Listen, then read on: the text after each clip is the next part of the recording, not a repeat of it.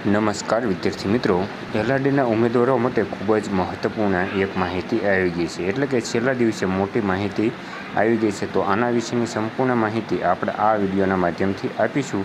તો વિડીયોને અંત સુધી જોતા રહેજો. અને દર્શક મિત્રો, જો આપણી ચેનલ ઉપર નવા હોય અને એજ્યુકેશનને લગતી તમામ માહિતી મેળવવા માંગતા હોય તો આપણી ચેનલને સબસ્ક્રાઈબ જરૂરથી કરજો. તો ચાલો હવે સંપૂર્ણ માહિતી આપણે આગળ જોઈએ. એઆઈનો ઉપયોગ ગેરરીતિ અને ડમી ઉમેદવારોને અટકાવવા માટે આ વખતે પ્રથમ વખતે એઆઈ આધારિત ફેશિયલ રેકગ્નિશન ટેકનોલોજી તેમજ બાયોમેટ્રિક અને ફોટોગ્રાફિક વેરિફિકેશનનો ઉપયોગ કરવામાં આવશે.